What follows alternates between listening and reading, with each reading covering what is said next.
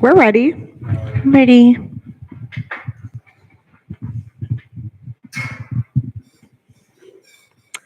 All right. Well, good afternoon, everyone, and welcome. Um, sorry, actually, should we have Gail up here on the screen? Oopsies. It's okay. It's okay. We're gonna I understand. It's okay.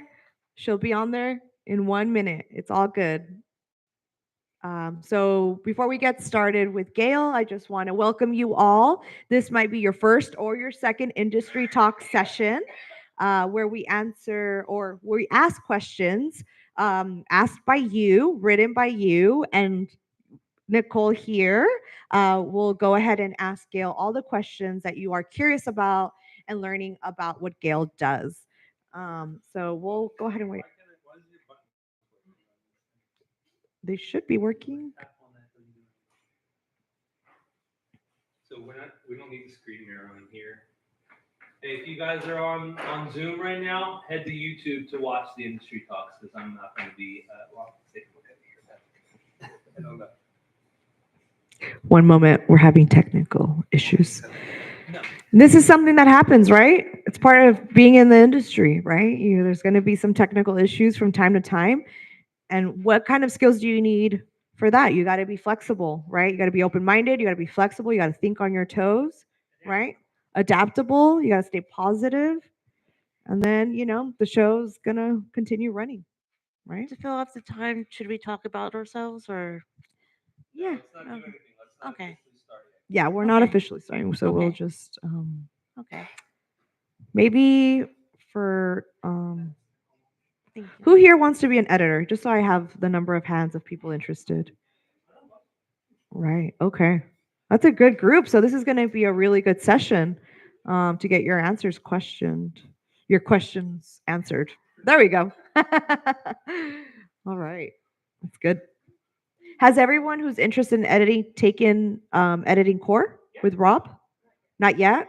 Okay, that's exciting. Well, there's always time, right? Good. Some of you have, some of you haven't. I know there's some, new students who are interested in editing who probably haven't had the opportunity to take Rob's class. It's definitely something that you can look into for next semester, right? Yeah, definitely. You set your rate card, right? Hi, there's Gail. All right. All right.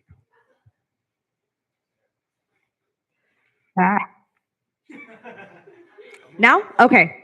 All right. So, welcome everyone officially to Industry Talk Session 2 with Gayle Añonuevo. Hi, Gail. Hello.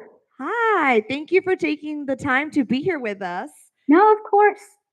We really appreciate it. So, I'm here with Nicole. Nicole, do you want to introduce yourself? Hi, I'm Nicole Emery. Okay. And do you how many semesters have you been part of OFA Film and Media Studio? This is my fifth semester here, and I really like writing scripts. That's my favorite part here, and I also like Phantom of the Opera and Shaun the Sheep. Perfect. Thank you so much for sharing your interest with us. So, Gail, before we get started, would you like to give a little bio about yourself? Yeah. Yeah. Let me know if any of this is useful. Let's see. I started out in this because I really loved the nature documentaries. I grew, I watched growing up. So I was like, okay, let's become a scientist. And then when I was in college, I realized I would rather make those films that inspired me to go into science. So supposedly that seems to be a roundabout route. Well, my whole career is kind of a roundabout way. So after college, I was a research assistant for a couple years.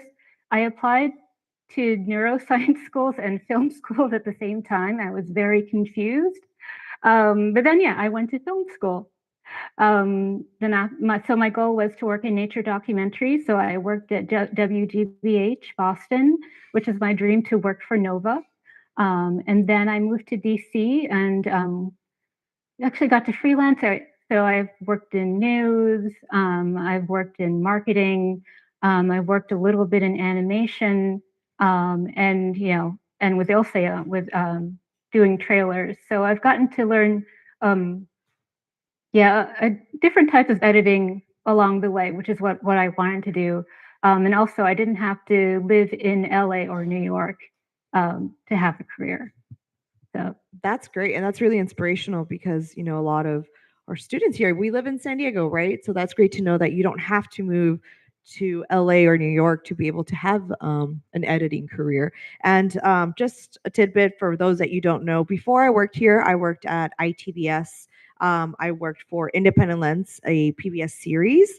It was a documentary series, and I worked along with Gayle, and that's how we know each other. She was an editor there at ITBS PBS series. So thank you for that, Gail. I appreciate that. So should we get started? Yeah. Yes. All right. So the first question that our students want to know is what would you consider a good reel? What is in a good demo reel? So for me, I've had a personal struggle with the demo reel throughout my career. So hopefully this will help you guys. So what helped me finally make one is that a demo reel is just a record of your current abilities. And so some people who are hiring love demo reels, some don't like demo reels, some want to just see previous works you've done to see, can you work a coherent piece in the style we're looking for. Meanwhile, especially with like freelance agencies, they just want to be able to see in 30 seconds what you can do.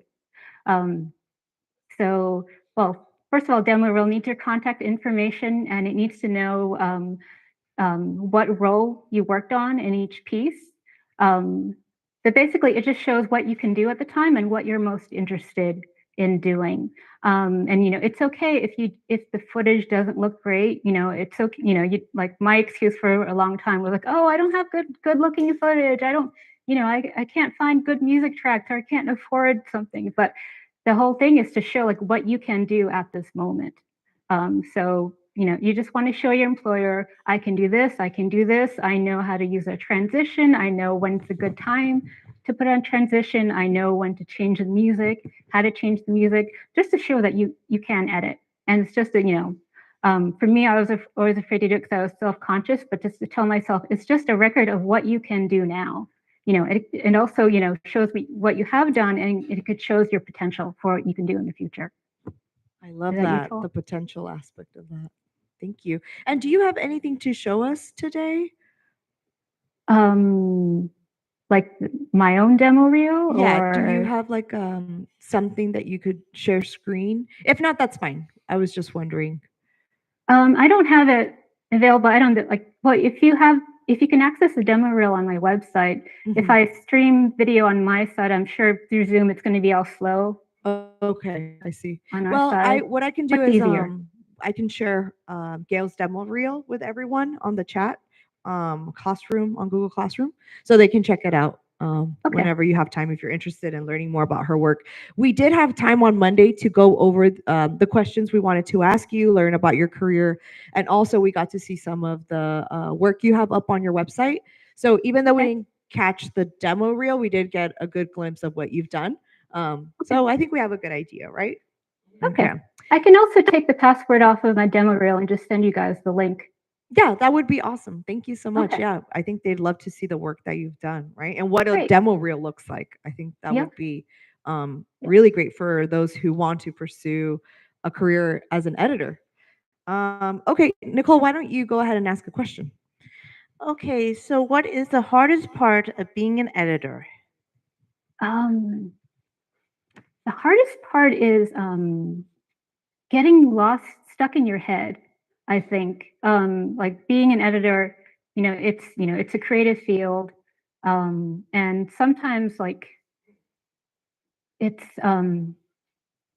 like you think something's supposed to go one way, and you're trying to do what the director and the producers want to do. So I guess that, yeah, the hardest part is communication, and to keep the lines of communication opening. Like So if I'm stuck on something, rather than my habit on dwelling on it and trying to figure out like, oh, why can't I figure it out on my own? This is why you're part of a team. Like I realized like when I was stuck, I just really had to have like a 2-minute conversation with a producer, and that just cleared things up right away. So like I guess the biggest enemy is yourself, which I guess is in a lot of, you could say it's in a lot of these fields, especially because I mostly worked in corporate, so I worked by myself a lot. I was like a one-man band doing the producing, directing, the camera, the editing. So I was by myself. So I realized that since I was by myself, I didn't get a lot of feedback from others. So like I knew I was good at it, and I enjoyed doing it, and so I just had to keep reminding myself, that you're you're you're your biggest blocker. So like just getting out of your head, maintaining communication with everyone else on your team, is the most important and sometimes the most difficult thing to do, because you just want to show how awesome you are. You just want to show like how much you can get done by yourself. But like, I know one reason why I went into video is that it's really a team sport. Like you can do everything by yourself, but it's and I've done stuff everything by myself, but it's not as good, when as when I work with other people, I can say. And yeah, That's great. Thank did you. you want to say something? I was going to ask if you're open to it, of course, if you wanted to discuss how becoming an editor with a disability, how that experience has been for you, if you want to touch upon that. Yeah, no, of course. So like looking back, I realized that my goal was to be a documentary editor. I edited my first documentary, and then I got my chronic illness the year after.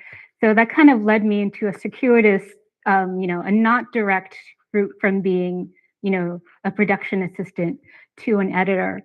So yeah, my goal was to be be a documentary editor. I edited my first documentary, then I got sick, and then my priorities changed. I needed, I needed sick days. I needed steady work. I needed, good health insurance. So once when I was in DC and I was mostly freelancing, then I went into corporate for a more stable career. And so while I was still able to do like all the camera work and all the producing and editing, I could tell that, with my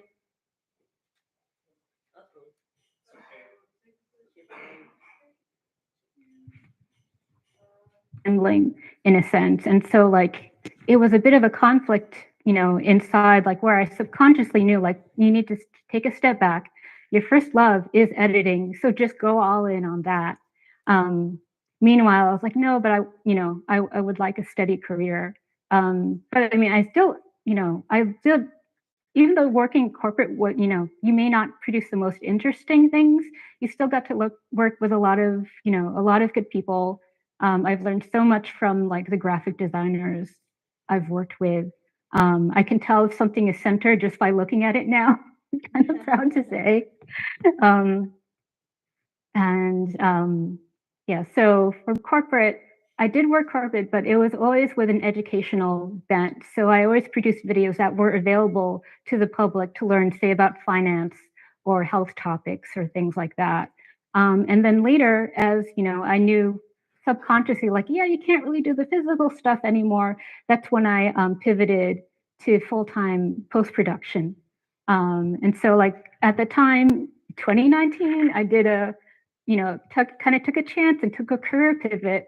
And then the pandemic hit. So, but at the same time, because a lot of the world shifted to virtual, to Zoom, there were a lot more opportunities available to me now. So like, surprisingly, like, making a career change during such a historic moment actually was able to help me find new opportunities that way, and like opened me up to things I wouldn't thought, I would have access to before. Like I just took a class on DaVinci Resolve online. I don't know if I would have been able to do that before the pandemic, and expanding my skill set, Right. Yeah. So there's a has been silver good. lining. I see. Okay. Nicole, do you have another question? Yes. What is your favorite project you worked on? Oh, yeah, that one I was like, think I think there are many. So I guess I'll describe one. Again, in corporate, um, we were, I was working for a health resource website, and we were talking to people in our Crohn's disease Facebook community. So I got to work, with the producer who had Crohn's disease, with the graphic designer, and we came up with I'll share a link to it, to like kind of like a pseudo stop motion, because I also love animation of just simply showing the quotes that people from the Crohn's Facebook group had shared with us. And so, like, it's a very simple video, but it was just one of those moments where I really like got to collaborate and got to break out of that one man band pattern and work with other people. Like I can't, I don't have Crohn's disease, so it was great to have someone who had it, as a resource. Um, again, like I loved working with the graphic designers, and it was just, and because it was a practice stop motion, it was, also very physical, very analog, to get us out of like the digital, even though it was going to be something posted up online, it helped, us get out of that digital mindset and just to be more analog and to play with some things that we haven't had before. So really just times when um, I got to work, with my teammates in a common goal. Like really my favorite parts actually are when we have tight deadlines, because everyone's everyone's working together, everyone's on the same beat to fulfill something within a tight deadline, and when we're all a little stressed and like people's, we could learn more about people's personalities that you may not have known before. Um, yeah, it's really the people I get to work with that makes a project great. That's a great answer. And that's something that we really work on here, right? We collaborate a lot. We're a very project based studio. So the collaboration is key. And that's something that we're always trying to nurture with our students here, to let them know, like, collaboration, learning how to collaborate with others, seeing how different personalities come together to create these wonderful projects that maybe at some points might be stressful, but then you create something beautiful, bringing all these pieces together. So yeah, that makes a lot of sense. Thank you. Let's see here. Why did you become, oh, I think you answered this one. Why did you become an editor? But maybe what's the hardest part of being an editor? I think Nicole kind of addressed that. The part, well, at least my answer Okay, I think we would did. again Yeah. just be like myself. I am my own worst enemy. Like getting out of your head is the Oh, most right. useful That's tool. true. We did talk about Yeah. that. Let's see. Maybe then, how do you express yourself through editing? Well, yes, editing is called, a subtle or invisible art, like design. Um, so I'm sorry, can you repeat the question again? How do you express yourself through editing? Okay, so yeah, it is a subtle art, and it's just like, I don't know. Well, I guess I just take a step back. One reason why I like editing it so much is, I come from a science background, and hours and days of like recording data, you know. And so I think of editing as just like a giant data set, especially in documentary. You have a giant data set, and you have to basically take pieces of that data set to come up with a story that makes sense. Um, so, other people do think of it as a literal, almost like a jigsaw puzzle where you have these pieces and you have to put it together. Um, so, yeah, again, blanking out on my again, like my chronic illness, I am prone to brain fog today, and I do have all my devices on it. I took the good medications today, but if No you can please worries. repeat the question again, or let me know if I'm going in the right direction. No, I think you answered it. Yeah, and we all just had lunch too, and we're all a little sleepy, so it's okay. But I think that it's really interesting what you brought up, because I've always seen, making documentaries and getting all these images, for me, I look at it from a creative mind, right? Where it's like, I have all these images here, I have all this film here. Let's puzzle it together to create a story that's cohesive and makes sense and is impactful. But looking from that perspective is really interesting from like the science research perspective, right? It's a combination of both in a way. And they harmonize together to create a film. So yeah, thank you. That's super insightful. Nicole, do you have another question? Yes. Why did you become an editor? I think we've Oh, answered okay. that Well, one. I can add a little bit Okay, to it. yeah, definitely. Like one reason why I love being an editor is that again, it's it's a group, it's a group activity, and as an editor, you get to take all the work from everyone, all the hard work everyone has put in, and you get to present it to everyone. So you get to take the culmination of all that hard work, all that planning, and everything, and you get to make a story out of it. Of course, with the direction of everyone else, but you get to put you get everyone's work to shine. Is one reason why I love editing so much. Got it. Okay.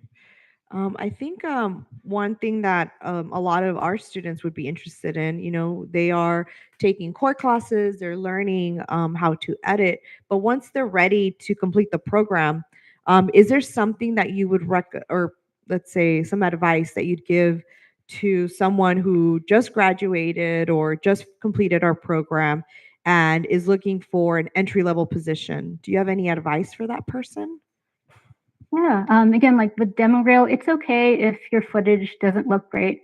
A demo reel is just an example of what you can do at the moment and what you've done, and again, what you can do in the future. But really, I guess most people, at least, don't go straight into editing. I think they've worked as a production assistant first, and so for that, you just need to be to best anticipate everyone else's needs. So like get to know the environment you're in, ask people what their needs are, and just be able to anticipate like, oh, like, oh, the crew is setting up. They could probably use help bringing the equipment in. Or like, oh, now it's time to break down stuff. Like, do I know how to correctly coil an XLR cable to help, break down, go faster? Again, yeah, it's just showing that, you're interested, you're eager, and you want to help everyone is the best asset you can have starting out. And then you can figure out like what part of video making that you like best and go from there. I see. Yeah, okay. Nicole, do you have any thoughts to add or questions? Going back to the collaboration part, I think that is a very important aspect because it shows that you're open to others' ideas and people are willing to work with you too. Yeah, that's great. That's a great insight. Should we open it up? Does anyone have any questions for Gayle that you'd like to ask related to becoming an editor? Yes, Ephraim? When it comes to editing stuff, can you also use your editing skills to edit like TV shows and movies and animated TV shows and movies or something like that, or not? So with editing skills, did you hear, Gayle, or do you want me to? I think so. I guess Okay, great. some more clarification. Do you mean like editing just TV animations just for yourself, or to work in that industry? To work in the industry, Does that make Ephraim? sense? What? You're asking like to work in the industry, like what you can do with editing? Yes, like what can any industry you choose, or only when you make your own production company, something like that. I see. So with editing, like if you're an editor, what could you do? What can you edit? Is it open to like TV shows, films? I think that's where the gist of the question is. Yeah. Let's see if I'm getting this right. Yeah, I mean, you can some types of editing, some styles or some TV shows can be harder to get into than others. But I mean, like you can be an editor in animation, even though if you're not doing all the drawing, someone needs to put all those scenes together. Something going on? Okay, I think we have someone from the Zoomies are online that's asking a question. So, Emmy, do you want to ask the question?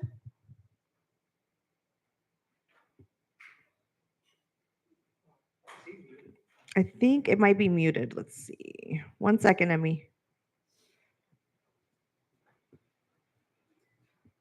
Or can you type it in the chat and then I will ask the question for you? Emmy, please type it in the chat and then I'll ask the question for you. Is there anyone in the audience here? Any questions for Gayle? Oh wait, I don't think I fully did. I fully answer his question. Do you feel The like first your question? the question was answered, Ephraim, or do you want more clarification? Yes. The question is absolutely answered. Absolutely answered. Okay. Just to say like there's a lot of editing that goes on behind the scenes, not just in the final product. So What okay, so the question that's coming from Emmy, they asked what editor got you into editing? Was there any editor that inspired you to become an editor yourself? oh, I know you got some ideas, Gail, so give it to us.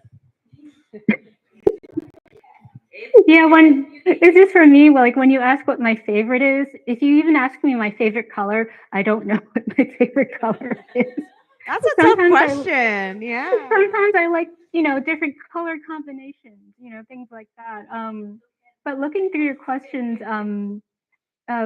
let me check her name. Yeah, maybe you can name someone recently or, Yeah, I just want to make sure I have her name correctly. Vivian Hillgrove. Okay, she's worked in a lot of films in the past. Probably like, her name comes after a lot of, famous films from the 60s and 70s. But I only started to hear about her when she started to lose her own eyesight and started to create a documentary, which, explains, her journey and like even shows through film the process of her losing her eyesight, like showing like trying to cross the street and then showing how her field of view narrows or how like images kind of merge into each other. And like, I don't think there's the working title is Vivian's Wild Ride. It's still in production, so her documentary isn't coming out yet. But like with me seeing with my illness coming and parts of it getting worse and like wondering like, oh, like, oh, I can't do this anymore. I can't do this anymore. Like just looking at her work reminded me of like, I still can do things. I just have to find a different way to work around it. Like something simple like I have really long nails. I can't cut them any shorter, so I can't play guitar. Like it always bothered me. I can't play guitar or ukulele. But then I found a wider necked ukulele. And so like, you can do something, it may be hard and you just may have to find how to accommodate, how to make the instrument, how to make, editing work for you in that sense. So just seeing how Vivian is, dealing with her, her own physical limitations, but still making films and even like telling her own story now has just been really inspiring. Tons of people I could list who inspire me. Wow, that is really inspirational. So the film is not yet released. It's still in production. No, it's it was one of the ones that that ITVS funded. So I think it's still. I see. Still Okay, we're gonna have to watch it then. We're gonna have to look for it online and watch it as a studio, right? That's super inspirational. All right, it seems we got another question online. Let's see. From Ricardo. Ricardo wrote, I have heard that a lot of industries prefer Premiere as the industry standard. How come the companies you work with allow you to use DaVinci Resolve? Also, have you ever used Premiere and which is better? Yeah, actually, I've used Premiere most in my career. I've used Final Cut, I've used Avid, I've used Premiere. Now, like I hear, or I've been told that a lot of people use DaVinci just really for color correction and grading. So that's why I've been picking that up. But yeah, mostly, so it depends on the industry. So film and TV will most likely use Avid. Independent places, smaller companies, corporate companies will most likely use Premiere. Some, especially like, Apple will edit using their own software, using Final Cut Pro. So yeah, it's good to know how to use all the different editing systems out there. And like, really, it's kind of, like last week, someone asked me if I could edit in Final Cut Pro, and I was like, I last used that 20 years ago, so I was a little hesitant. But then I just went and I watched this tutorial video. I'm like, oh, I could do this. Oh, I'm sorry, did I interrupt? No. We were just laughing. Oh, okay. Thank you. Yeah, like hearing the feedback, it really helps. So thank you guys. Yeah, so actually I've used Premiere the most, but it's good to know everything. You never know when someone will come knocking and say like, hey, we use Final Cut. Like, don't let that, hold you back. Like, just go, once you know one editing system really well, then it's not hard to pick up the other ones. Like actually last year, I've been editing for a long time. I've never touched audio editing systems. And I took the Pro Tools certification class and I passed it. Oh, I was great. very surprised. But all that time spending editing really helped me like learn what I needed to know to pass the test for Pro Tools. Also, it was just very refreshing to see like how an audio mindset, thinks about editing and how what's important to them and like why they, like, oh, now I know like why the system did it that way because that was originally an audio. Sorry, I'm being a little bit too nerdy and technical. But like that's why they have that feature. And it was just, even though I've done this for a while, it was just really refreshing to see how other programs, how other minds think of editing. So yeah, learn as much as you can. But if you want to work in movies or TV, Avid. If you want to do more independent and lower budget, Premiere. I see. Nicole, do you have any thoughts or other questions before we wrap up? Yes. What is your favorite editing sequence in the film? Yeah, this one again is like what your favorite is, and I always kind of freeze on that. So I picked a trailer. I was like, let's just watch something escapist. Let's just watch something fun. I don't know where to share it, but I wanted to share the trailer for Mickey 17.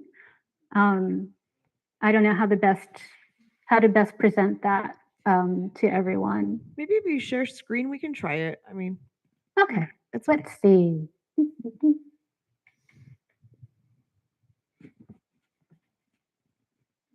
Can you see it? Yes.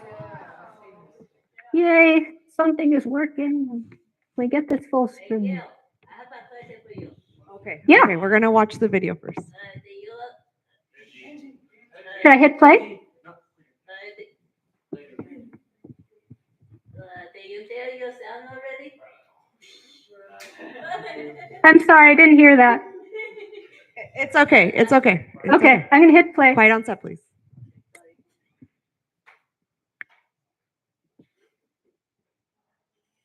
We can't hear the audio. He has not shared sound, I don't think.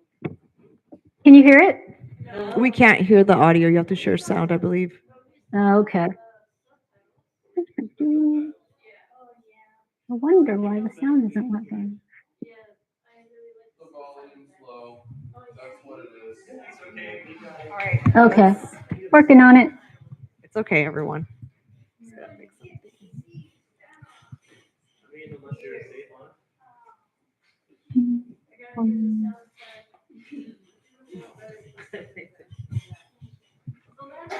It's okay. Things happen. Exactly.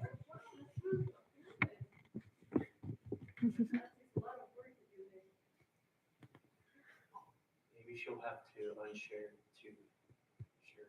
Yeah, that's what I'm about to do. Oh, there it is. Share sound. Okay. Let me rewind the video.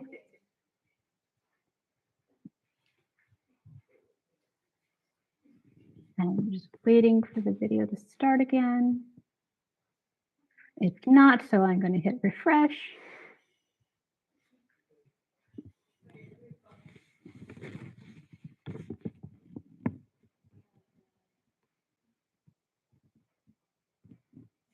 Okay.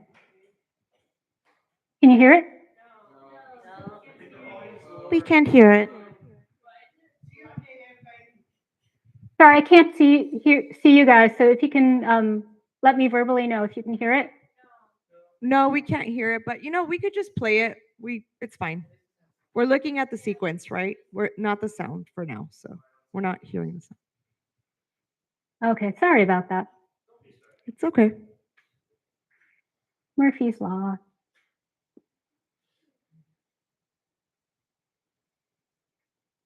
Okay, well, I guess, let's see, I'll give a brief description as best as I can. So Mickey 17, it's by the director of and again, he's picking like a dark comedy kind of thing. So it's kind of like a hard premise to describe, but I think the trailer described it very succinctly and very well for the first third. So if you think of the trailer as in three parts, the first part is the familiar. You want to get people in, you want to get people to like, feel for the character or the situation they're in. The second part is the twist. You want to keep them interested and let them know like why you want to watch the film. And the third part is kind of just like a wild ride, just showing you like all like a montage of all like the interesting shots and dialogue that's in the film. And in this film, it was pretty kind of a complicated thing to describe because it's a story of a man who's basically like takes a job as an expendable, which is just someone who's willing to go and do dangerous things and to possibly lose his life. And so you see how this guy, just kind of nonchalantly, accept these jobs, gets injured, gets killed, but because it's a sci-fi, he is cloned and his memories are put into his new body, and then he continues his work as an expendable to doing a dangerous job. So that's a lot to explain, as I just tried to do within 30 seconds. And I think the trailer did a really good job of it with a lot of humor in it. And then the second part, the twist, is that the cloning machine goofed up and now there are two copies of them. So hijinks ensue. So part 3, you can see all the situations of having a clone of yourself. Who is the real one? Like, what do other people think? How will other people take advantage of it? With a twisted, dark sense of humor and a fun soundtrack along the way. And so I just like this trailer again because it explains a hard concept pretty quickly and effectively, and it just is just fun, and it makes it grabs your attention and makes you want to watch the movie. So Thank you. So Mickey 17, right? So everyone watches it after? Yeah. Should I share a link to it in the chat or anything? It's okay. I will share it with I'll share that with your reel so everyone can check it out on their own time. But yeah, any final thoughts, Nicole, before we wrap it up? Well, thank you for taking the time in your day to participate in this interview. It's been very nice meeting you, and you seem like a very nice person. Oh, thank you, Nicole. Thank you, Gayle. Yeah. All right. So thank you, everyone. And this concludes Industry Talk Session 2. Thank you, Gayle. Have a great day, everyone. Thank you, guys. Thank you for having me. Bye.